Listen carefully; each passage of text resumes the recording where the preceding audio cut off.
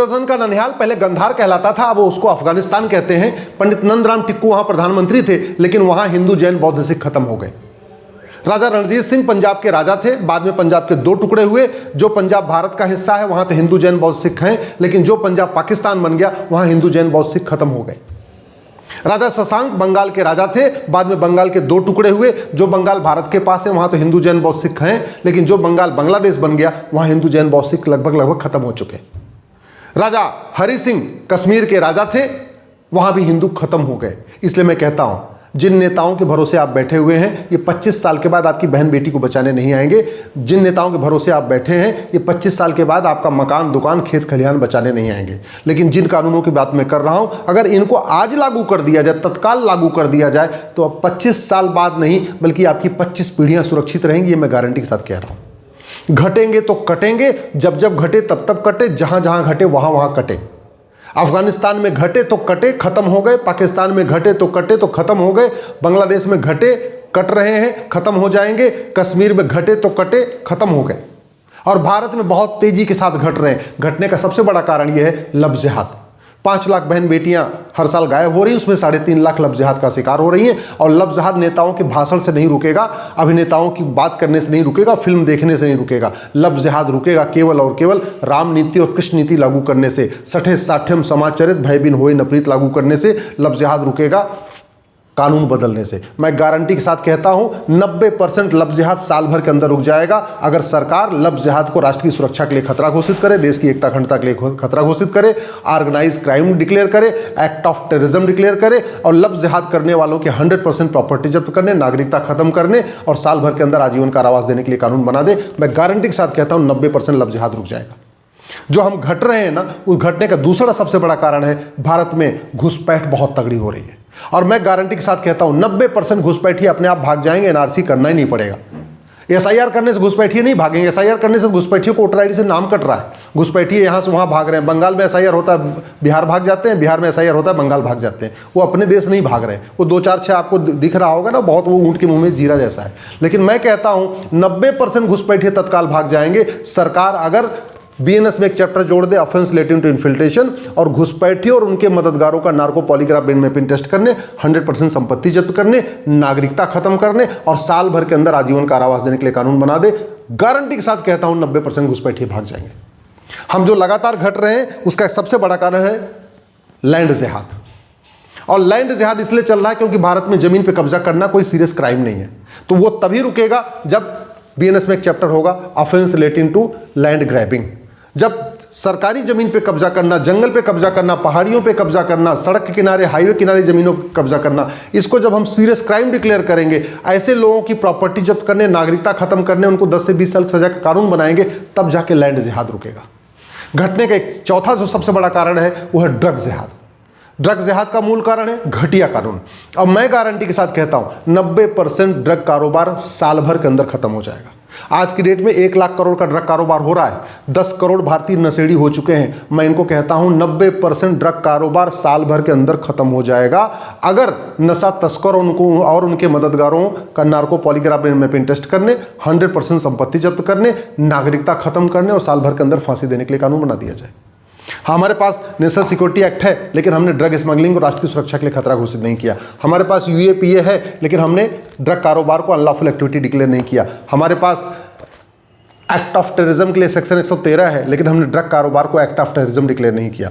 हमारे पास waging war के लिए सेक्शन 147 है, लेकिन हमने ड्रग कारोबार को वेजिंग वॉर डिक्लेयर नहीं किया। हमारे पास जो हमारी संप्रभुता एकता अखंडता के लिए खतरा है, उसके लिए सेक्शन 152 है बीएनएस में, लेकिन हमने ड्रग कारोबार को न संप्रभुता के लिए खतरा घोषित किया, न देश की एकता अखंडता के लिए खतरा घोषित किया। जब तक कठोर कानून नहीं बनेगा, जब तक राम नीति लागू नहीं होगी, भय बिन होए न प्रीत, जब तक कृष्ण नीति लागू नहीं होगी, सठे साठ्यम समाचरित, जब तक चाणक्य नीति लागू नहीं होगी, जब तक कठोर कानून नहीं बनेगा, तब तक ड्रग कारोबार नहीं रुकेगा। और ड्रग कारोबार नहीं रुकेगा, नपुंसकता बढ़ेगी, बांझपन बढ़ेगी, हमारे बच्चे नशेड़ी हो जाएंगे और भारत बर्बाद हो जाएगा। घटने का जो सबसे बड़ा इंपॉर्टेंट कारण है वो है धर्मांतरण। 1500 परिवारों का पर डे धर्मांतरण हो रहा है। और ये तू मैं करने, आरोप प्रत्यारोप करने से, बतौलेबाजी करने से, भाषणबाजी करने से धर्मांतरण नहीं रुकेगा। धर्मांतरण 90% खत्म हो जाएगा अगर हमने धर्मांतरण को ऑर्गेनाइज क्राइम डिक्लेयर कर दिया। ऑर्गेनाइज क्राइम के लिए सेक्शन 113 है बीएनएस में, सेक्शन 111 है, लेकिन हमने उसमें ऑर्गेनाइज क्राइम को कन्वर्जन को ऑर्गेनाइज क्राइम डिक्लेयर नहीं किया, हमने कन्वर्जन को एक्ट ऑफ टेररिज्म डिक्लेयर नहीं किया, हमने कन्वर्जन को अनलॉफुल एक्टिविटी डिक्लेयर नहीं किया, हमने कन्वर्जन को नेशनल सिक्योरिटी के लिए थ्रेट डिक्लेयर नहीं किया, हमने कन्वर्जन कन्वर्जन कराने वालों की 100% प्रॉपर्टी जब्त करने, नागरिकता खत्म करने, साल भर के अंदर आजीवन कारावास देने के लिए कानून बनाया नहीं, हमने कन्वर्जन कराने वालों की को फटाफट सजा मिले, हर जिले में एक स्पेशल कोर्ट बनाई जाए जहां पे कन्वर्जन करने वालों का मुकदमा सबसे टॉप प्रायोरिटी पे डिसाइड किया जाए, ऐसी कोई व्यवस्था किया नहीं तो 1500 परिवारों का पर डे धर्मांतरण हो रहा है। एक परिवार में 7 आदमी मान के चलिए तो हर पर डे 10,000 हिंदुओं का धर्मांतरण हो रहा है, यानी साल में 40 लाख हिंदुओं का धर्मांतरण हो रहा है। इसलिए हम लगातार घट रहे हैं और घटेंगे तो कटेंगे। घटने का सबसे इंपॉर्टेंट कारण है वह जनसंख्या जिहाद। 90,000 बच्चे रोज पैदा हो रहे हैं। चीन का क्षेत्रफल हमसे 3 गुना ज़्यादा है, वहाँ 45,000 बच्चे पैदा हो रहे हैं, भारत में 90,000 पैदा हो रहे हैं। और ये धर्मांतरण ये जो जनसंख्या विस्फोट है ये जागरूकता से नहीं रुकेगा। जो समझदार लोग थे वो हम दो हमारे दो कर रहे हैं, बहुत सारे तो हम दो हमारे एक कर रहे हैं, लेकिन जो जानबूझ के 10 से 12 बच्चे कर रहे हैं, 15 बच्चे कर रहे हैं, वो तो तभी रुकेंगे जब भारत में एक यूनिफॉर्म सिविल कोड लागू होगा, पॉपुलेशन कंट्रोल ला लागू होगा। बहुत सारे लोग कह रहे हैं अच्छा यूनिफॉर्म सिविल कोड लागू कर दें, लोग नहीं माने तो क्या होगा, पॉपुलेशन कंट्रोल ला बना दें, नहीं माने तो क्या होगा। मैं कहता हूं 100% मानेगा, 100% मानेंगे। कोई किसी की हिम्मत नहीं पड़ेगी कानून तोड़ने की। बस केवल और केवल पॉपुलेशन कंट्रोल ला को सिटीजनशिप से जोड़ दिया जाए कि जो हम दो हमारे दो मानेगा वो भारत का नागरिक कहलाएगा, जो हम दो हमारे दो नहीं मानेगा उसकी नागरिकता खत्म। नागरिकता खत्म का मतलब आधार खत्म, राशन कार्ड खत्म, ड्राइविंग लाइसेंस खत्म, बर्थ सर्टिफिकेट खत्म, वोटर आईडी खत्म, बिजली का कनेक्शन खत्म, पानी का कनेक्शन कट। चीन जैसा कानून बनाएंगे 100% हमारा कानून सफल होगा। घटिया कानून बनाएंगे तो लोग कानून तोड़ेंगे, बड़ी सीधी सी बात है। तो अगर कोई लोग कानून को नहीं मान रहे हैं तो उसमें लोगों की गलती नहीं, मैं तो कहता हूं कानून की गलती है। हमने कानून ऐसे नहीं बनाया कि लोग माने। आखिर सिंगापुर में लोग कानून क्यों मानते हैं, चीन में लोग कानून क्यों मानते हैं, जापान में कानून क्यों मानते हैं, हम भारत वाले कानून क्यों तोड़ते हैं? क्योंकि एक तो कानून घटिया होता है, ऊपर से न्यायिक व्यवस्था सड़ी हुई है, मुकदमा 20-30 साल 40 साल चलता रहता है। और इस देश में एक कानून बनाते समय ये भी लिखना पड़ेगा 3 बच्चे तक तो नागरिकता खत्म होगी, तीसरे बच्चे पे, और चौथा किया तो 10 साल के लिए जेल में भी डाल देंगे। जब ये व्यवस्था होगी तब जाके आराम से सब लोग मानेंगे। अब आप कह रहे होंगे नहीं डेमोक्रेसी में ऐसे क्यों नहीं हो सकता। डेमोक्रेसी में चुनाव चीन में भी होता है, चुनाव जापान में भी होता है, चुनाव सिंगापुर में भी होता है, वहां पे सब कानून बन रहे हैं, कठोर कानून बन रहे हैं। भारत में किसने रोका हुआ है? और अगर आपको लगता है कि नहीं कुछ लोग अराजकता फैलाएंगे तो भ्रष्टाचार खिलाफ कठोर कानून बनाइए। अगर आपको लगता है नहीं कुछ 100 परिवार है, पॉलिटिकल परिवार जो सड़क पर नंगा नाच करेंगे, तो उनको भगाने की भी इंतजाम करना पड़ेगा। भ्रष्टाचारियों के 100% संपत्ति जब्त करने, नागरिकता खत्म करने, आजीवन कारावास फांसी देने के लिए कानून बनाइए। ये 100 पॉलिटिकल परिवार जो भारत में अराजकता फैलाते हैं भारत छोड़ के भाग जाएंगे। भारत छोड़ के भाग जाएंगे, उसके बाद जो कानून बनाना हो बनाइए, लेकिन कानून तत्काल बनाना पड़ेगा। एक बात याद रखिएगा, चाहे वो आडवाणी जी हो, चाहे जेठमलानी जी थे, चाहे गुजराल साहब थे, चाहे मनमोहन सिंह जी, राज कपूर, पृथ्वीराज कपूर, मिल्खा सिंह, जितने भी थे, ये सब के सब अपना मकान, दुकान, खेत खलिहान छोड़ के सब कुछ भागे थे। अगर हमने कानूनों को तत्काल नहीं लागू किया तो 25 साल के बाद विकास नहीं होगा, विनाश होगा। लिख के रख लीजिए, महाविनाश होगा, महानरसंहार होगा 25 साल के बाद। ये मैं आपको डराने के लिए नहीं बता रहा हूं, ये पिछला इतिहास बता रहा है। अगर हम भारत को बचाना चाहते हैं, सुरक्षित भारत बनाना चाहते हैं, तो हमें लव जिहाद, लैंड जिहाद, ड्रग जिहाद, घुसपैठ जिहाद, धर्मांतरण जिहाद, जनसंख्या जिहाद के खिलाफ तत्काल कठोर कानून बनाना पड़ेगा। ऐसे नहीं कि एक कानून आज बना लिया, एक कानून अगले साल, फिर एक कानून फिर उसके अगले साल, फिर एक कानून अगले साल, ऐसे नहीं। ये 5-6 कानून तत्काल बनाने पड़ेंगे और नया कानून बनाने की भी जरूरत नहीं। मैं तो कहता हूं इसी बीएनएस में चैप्टर जोड़ दीजिए। घुसपैठ के लिए ऑफेंस रिलेटिंग टू इन्फिल्ट्रेशन नाम का नया चैप्टर जोड़ दीजिए।